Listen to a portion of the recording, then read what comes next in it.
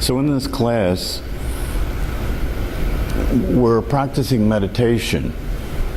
And the practice of meditation increases the possibility of recognizing the truth. Because when you meditate, you're slowing down, you're directing your attention away from thought. And in the normal course of events, most people are living their life as a thought process. Most people are living their life by thinking about life all the time. And this generates the illusion. It generates the illusion of the world as the world that is being perceived based on your conditioning and your beliefs and your past experience. It generates that world through thought, and it generates your identity through thought. And the way it generates identity through thought is that there's a constant inference being made. And the inference is that their thoughts arise, and the inference is they're my thoughts, right? Thoughts arise, and the inference is I am thinking. Thoughts arise, and the inference is that whatever is happening that's being presented to me by thoughts, right? Whatever's happening that's being presented to me by thoughts is happening to me, right? It's a constant inference that's being made about the existence of an identity that doesn't exist anywhere other than thought.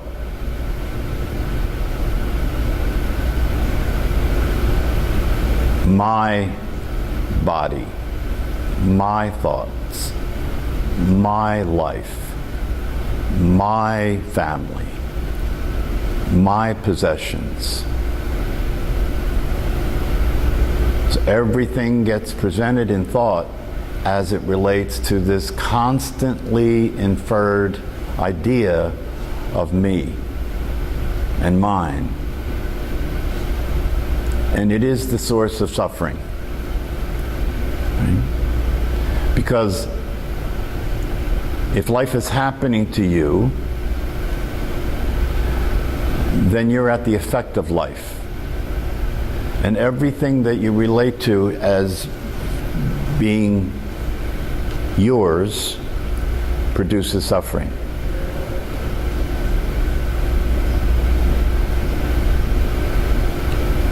So in this class, the idea here is that, yeah, we're practicing meditation, but the meditation that we're practicing is understood to be a way of relaxing the system in such a way where there's less noise, there's less interference, and it makes it more possible for you to see things as they actually are. That's the way we're using meditation. And of course, when you practice meditation, what will happen naturally is you'll have less stress because you're learning to relax. You're learning to train the mind and the brain to stand down, to stop being in a state of readiness to deal with threats, to stop being in a state of constant apprehension and concern and anxiety. So there will be a reduction of stress, right? But the thing is that why stop there? Why not use the fact that you can be less stressed and more relaxed and more clear, things are clearer, and use that as an opportunity to see things as they are. Allow yourself to discover the truth of yourself. So the process of doing that involves a conversation, so to speak, you know, engaging with the teachings, not just practicing meditation, but engaging with the teachings. And there are teachings that go back thousands and thousands of years that came out of the practice of meditation when the practice of meditation was being used as a vehicle for learning, was being used as a way of seeing things clearly as they actually are. So the conversation that we have here in class, we do a practice, and then the conversation is a conversation in which I am who I actually am as awareness itself is speaking to who you actually are as awareness itself about who you are not. So it's rather than my speaking to you, rather than my speaking to who you think you are about what you actually are, I'm speaking to who you actually are about who you're not. Right? So I'm speaking to the actual you, the reality of what you are. You know, there is one of the teachers that I study not too long ago came up with a guided meditation called the Invitation to Freedom. And this guided meditation is very powerful because it's opportunity for you to see what it would be like to set aside the thought process, the feeling states, the relationship with the past and the future, you know, to set all that aside for just a few minutes and allow yourself to look at what's left, allow yourself to be aware of awareness itself. And in this invitation to freedom, there's an opportunity for you to notice awareness, to notice that it never changes, to notice that it's impersonal, to notice that it's never not there, it's always there. And one of the things that is available to recognize about awareness when it is seen is that it's always been that way. So, and this is an important thing to understand about this whole process of self-realization, is that you're not, you know, when Jack Kornfield in that guided meditation that we just did says that in the end of that meditation, he says, you become the Buddha that you are, right? He is, you know, he's saying that in a way that's not actually the case, right? He's saying that, he's saying it that way because he's talking to people who can only get it like that, right? But the reality of it is you don't become the Buddha that you are. You have always been the Buddha that you are. And what he means by the Buddha is the aware, awake consciousness that you are, is what is meant by the Buddha. That you don't become that, you've always been that. You know, when we talk about waking up, it's another way of talking about it in a relative sense, right? Because you can't wake up if you've always been awake, right? It's just it's not that you're not awake, it's just that you're not noticing your awakeness, right? You're preoccupied with a state of mind. You're preoccupied with a state of mind in the sense that I have identified yourself with a mental state, and it's that state of mind that is who you consider yourself to be, rather than the awareness itself. And the awareness can be aware of that state of mind, but that state of mind can't be aware of the awareness. That's why I say I'm talking to who you are about who you're not, right? Because that state of mind can't be aware of who you are, because that state of mind is a state of mind. It's not an awareness. It's not actual. It's not conscious. It's not real. Therefore, it can't be aware of anything. But the awareness that you are can be aware of the state of mind. That's why I say when you see what you're not, you're seeing it from who you are. You're seeing it from what you are, right? So the question, so when you come to class, this class is about practicing and learning about meditation as a technique, but it's also an opportunity to make contact with the truth. You know, and then the question becomes, what will you do with that? If you're blessed with the opportunity to make contact with the truth, what will you do with that? This is the question. You have the reality of it is you actually have the opportunity to wake up in this life, to be free in this life, to experience freedom in such a way where your life can be an enjoyable experience consistently. rather than an ongoing emergency, or rather than a continual upsetting experience. Because you transcend all that. You know, when you wake up, you transcend the mental state, and you can see the mental state from an awake, clear place that is free from that mental state. But it's not going to happen unless you give it your attention. Attention is the key. That's why in meditation, attention is what we're practicing, yes? We're practicing what the definition of mindfulness is, paying attention, right? So the reason that we're practicing paying attention, and the reason in the traditions, in the wisdom teachings, attention is so important, is because it is the way in which we direct our energy. Attention is the way in which you direct your energy. If you allow your attention to be taken by the mental state and by thoughts and feelings, right, then you're giving your energy to that, right? If you allow your attention to be aware of the awareness that is the truth of who you are, then you're giving your energy to that. And again, the way that you do that is to allow that awareness to be aware of what you're not.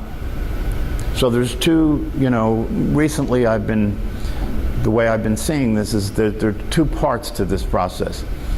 The first part is the wake up itself, the experience of waking up itself. In other words, the first part is that you recognize awareness.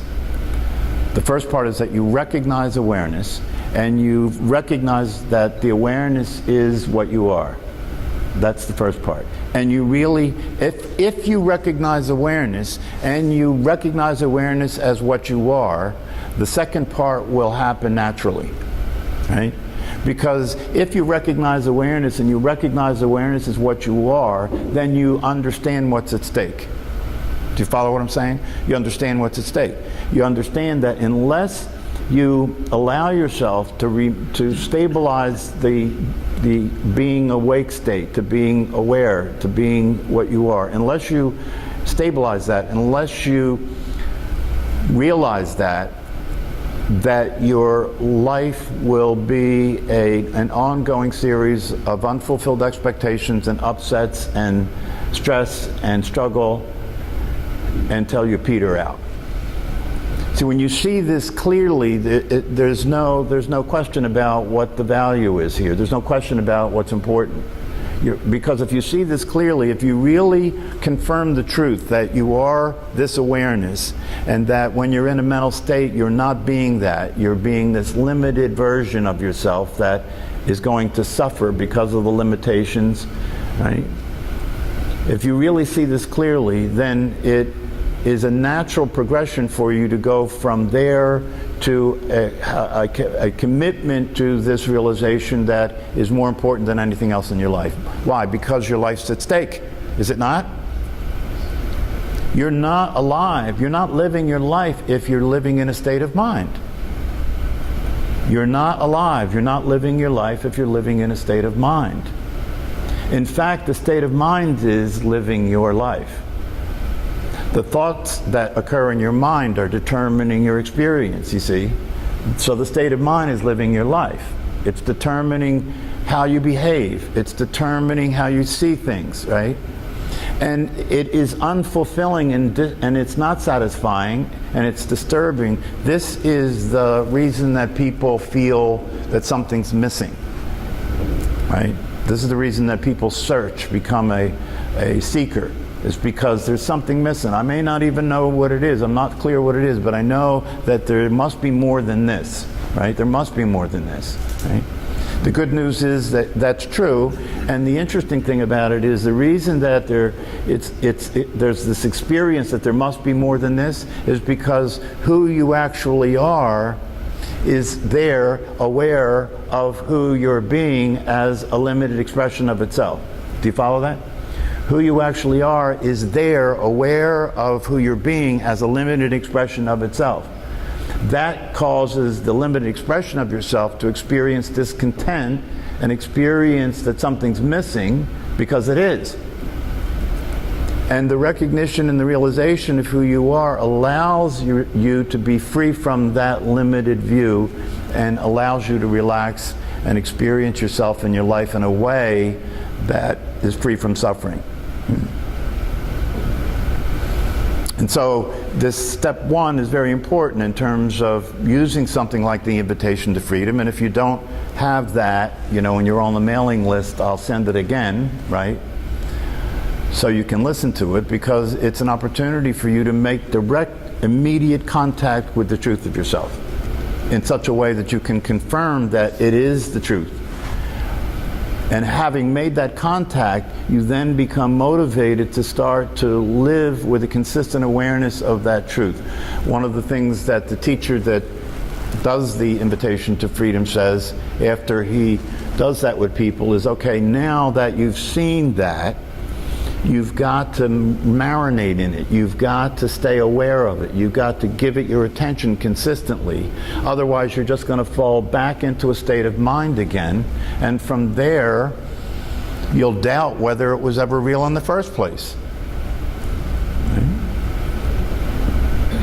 So you really have to confirm it is the truth and it is reality in such a deep way that it then begins a natural process of that becoming what you actually are. It always has been what you are. That's the thing about this that makes it attractive and easy, is that we're not talking about something happening that isn't already true. We're talking about something that's already true. What's happened that isn't true is the conditioning, is the way that you've been programmed and conditioned. That's what's happened, right? But who you are hasn't happened. It was always the case, right? One of the poems that one of the teachers that I study shares by Rumi, a poet that wrote about spiritual matters, is he says there's a poem where Rumi says that I knocked at the door, right? I knocked at the door. So that's like the person is seeking something, right? I'm asking to see the truth. I'm asking to be free, right? I knocked at the door, and the door opened, and I found that I was on the other side. This is a very important thing to understand about this, that you don't have to try and get to where you are. You don't have to try and become what you are. You already are what you are. So you see, when he says he knocked on the door and the door opened and I found I was on the other side. I was already there trying to get there. See? I was already there trying to get there. This is the thing that you have to understand in terms of how this works. Because the mind operates in time, yes? So the mind thinks that, okay, I hear the message, right? And since now I hear the message, I want that experience of liberation, right? And so I'm going to do whatever it takes to get it, right? That'll never work. That'll go on forever. You can't become what you already are. This is the thing that's important to get. It's the good news, because if you can't become what you already are, all you have to do is pay attention to what you're not. And as long as you're aware of what you're not, you are what you are. Do you see that? That's how it works. You wake up in the morning you wake up in the morning and you know the thoughts that arise in your mind are not yours. You're being the awareness. You know that the mood you're in is just a mood, and moods come and go. It's not happening to you, it's just occurring in awareness, right? You know that the perceptions that you have and the physical sensations that you have are part of the impermanent reality that continues to play out. It comes and it goes. You're aware of that, right? You are the awareness that is aware of that. So this has to be practiced constantly, because one of the ways that you practice this is to be aware of the fact that whenever you're suffering, whenever you're experiencing discontent, whenever you're experiencing emotional suffering, right? Whenever you're experiencing conflict, right? Whenever you're not at ease, right? Whenever that's the case, it's because you're in a state of mind. The end of that again? Whenever you're experiencing discontent, anxiety, depression, any form of emotional suffering, right? Conflict, right? Struggling, right? Resisting, right? Which, by the way, is for most of us your life, right? Whenever you're experiencing that, you're in a state of mind. That's how you know you're in a state of mind, right? So when you're experiencing that, there's an opportunity to see that it's a state of mind. If you see that it's a state of mind, right, that which is seeing it is not the state of mind. And so immediately when you see it as a state of mind, you're free. But you have to do this. You have to keep doing this constantly. You have to keep doing this constantly. And if you keep doing it constantly, what will happen is there will be a transcendence, there will be a transformation, right? Because that state of mind, it will be being related to as the reality that it is. It no longer will be being considered as the truth, you see, and it'll be related to it as the reality that it is. And the more consistently you relate to it as the reality that it is, right, the less effect it has. Awareness is never affected by states of mind. It's never affected by states of mind. And so it's possible to, so the first step is to confirm the truth, right? To confirm the truth, to accept it, completely accept that that's the case, right? And then the second step is to stay aware of it. If there's just the first step, a lot of people have awakening experiences, right? Most people have glimpses of reality in their life. Sometimes it's called a peak experience, right? People have, there are moments in human lives where you have this experience of being totally at ease. It's like you have no question about anything. It's kind of like everything's clear, right? Totally at ease. It feels really enjoyable, you know? But it doesn't last. And so you have these glimpses, right? And the question then becomes, can you capitalize on the glimpse by having an understanding that when that is happening, that you've had an opportunity to be the awareness that you are for that period of time. That's what it's like to be you, right? What it's like to be you is to be at ease. What it's like to be you is to be excited and interested in life, curious about everything, right? Not attached to anything, allowing everything to be the way it is at all times, right? So that the only expectation you have as the awareness that you are is you expect everything to be the way it is. Can you see just that frees you? If you expect everything to be the way it is, then you don't have any unfulfilled expectations anymore. You expect everything the way it is. You don't expect yourself to live forever. You know you're going to die, so it's not a surprise when that happens, right? You have a good death, right? Because you knew. You weren't hiding from it like most people do. You weren't living in an illusion about life. You understand life is the way life is, so there's never any disappointment, there's never any surprise. That's freedom. Freedom is being able to be with things the way they are, no matter what it is. And your ability to be with things the way they are is what allows them to, now watch.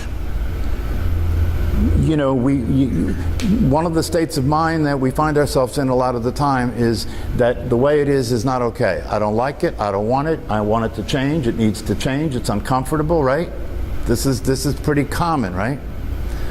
So, but the law is the more, whatever you resist persists, right? The law is whatever you, and so by rejecting the way something is, you're causing it to continue to be that way. When you accept the way something is, it changes naturally. And the way it changes naturally is in the direction of well-being, right? So if you really want to experience well-being, if you really want to experience peace of mind, physical health, mental health, happiness, right? If you really want those things, right? Then stop trying to make them happen and get Allow yourself to be with what is happening, no matter what it is. And if you do that, those things will come into your experience naturally. And the reason they'll come into your experience naturally is because they already are the truth. They already are the way it is. They already are the way you are, right? What you have to do is you have to let that be true. Stop resisting it. Stop trying to change it. Stop trying to make it happen. And see what would happen if you let it happen. Because who you are, the nature of who you are, is unconditional acceptance, which is another way of describing love, right? Isn't love unconditional acceptance, right? So the way that you are naturally is unconditional acceptance. It allows everything to be the way it is. It accepts everything the way it is. It understands that everything has to be the way it is. You see, when you become awake and aware, you see the truth, that everything has to be the way it is. What does that mean? It means that, now watch, it means that you can't have light without dark. Yes? You can't have pleasure without pain. You can't have life without death. So the awakened awareness sees this to be the case and sees that there's not a problem with it. There's no problem with it. You stop trying to make it one way instead of the other. You understand it has to be that way. It has to be both ways, right? You wouldn't know what it felt like to have pleasure without pain, would you? How would you know it was pleasure? So you see, when you see it from that view, when you see it from an awake and aware view, you see that it's working. It's working. There's nothing wrong. There is no problem. There's nothing wrong. It's working. And when you see that it's working and you're related to it that way and you're being with it that way, you can enjoy life. That's life. See, that's life. You can't have up without down. You can't have good without bad. It's all necessary, right? You can't be in the world as awareness. You have to be in the world in a relative experience of yourself as a body. The beauty of it is that that can be experienced and enjoyed when you know that that is not the bottom line. That's not the ultimate truth. Another way of saying the same thing is it's kind of like it's kind of like being in a movie and being lost in the movie, thinking the movie is reality and really suffering from the drama that's occurring in the movie. And then you realize, oh no, this is just an act. I'm just acting. The drama is just an act, right? It's the play of consciousness. It's right, and nothing's really happening. See, here's the deal. You know, an actor in a movie that's playing a role in the movie and acting out the script, they know the whole time that it's not happening, right? It's not happening. That's the way it is for you to be the awareness that you are. That what appears to be happening is not really happening. It's just a show. And that's freedom. You know, because if it's not happening, that's why the actor in a movie can enjoy acting, can enjoy being in the drama, because it's not really happening. That's actually the truth about life. It's not actually happening. It's all just an illusion that's being put together by our collective minds, right? And then we forget that that's what happened and we consider it to actually be real, and now we're suffering.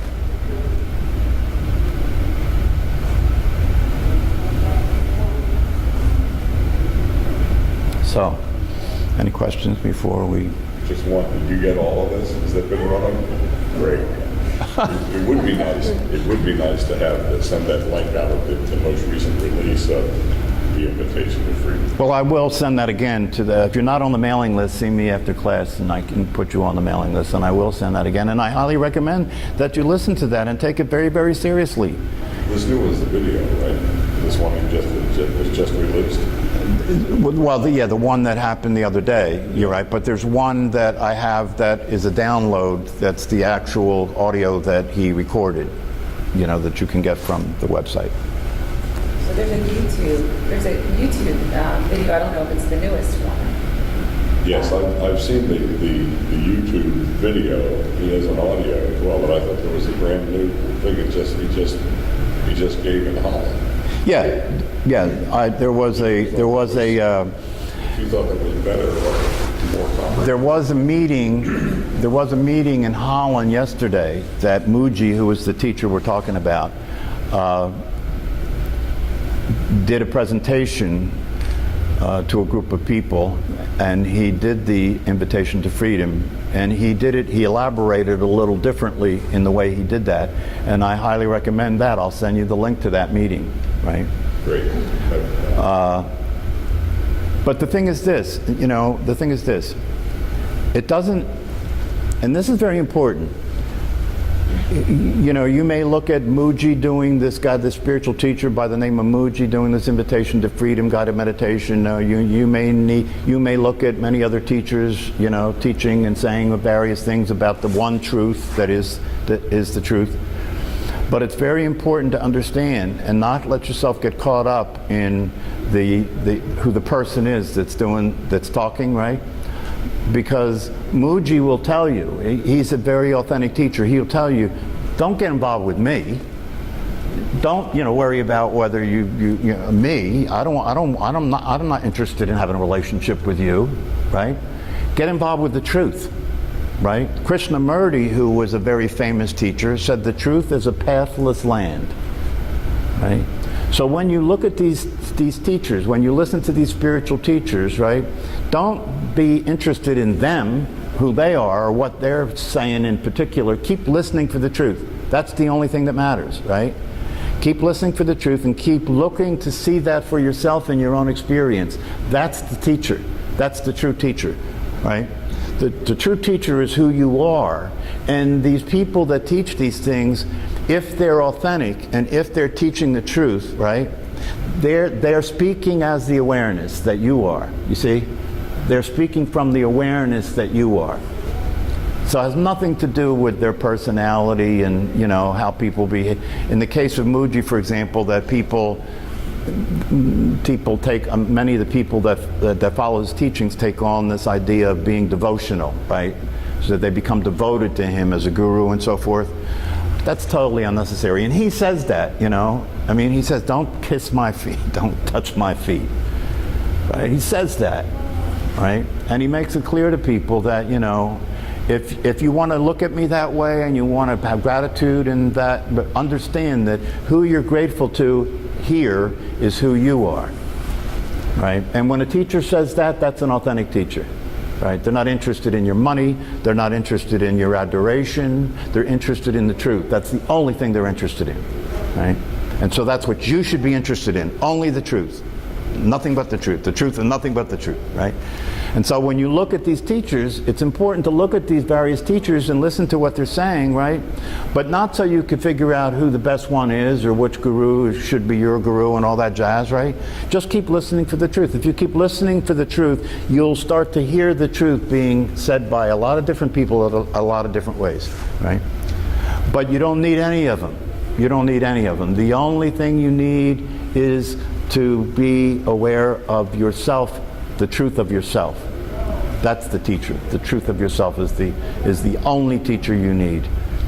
And when you're aware of that consistently, you'll see what's not true, and that's being awake. All right? So I invite you to continue to come to class, not just to practice meditation and to learn meditation, but to continue to refine your awareness of what's real and what's true about yourself. And then to see, I invite you to really get real and get honest with yourself when you're not practicing meditation and when you're not listening to teachers and so forth. Are you practicing being aware of yourself? To really let yourself see what the truth is. If you're not, just notice that. Don't judge yourself for it, just notice that. That what you're noticing is that your life is still being lived more than not by a state of mind. Just notice that that's the case. And then understand what's at stake so that you can continually increase your motivation to stay present in your life.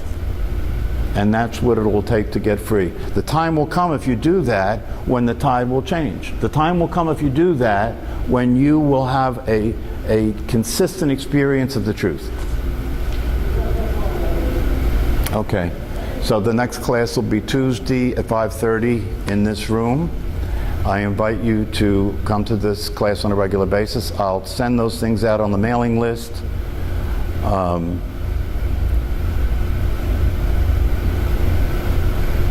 And thank you for being here. Namaste.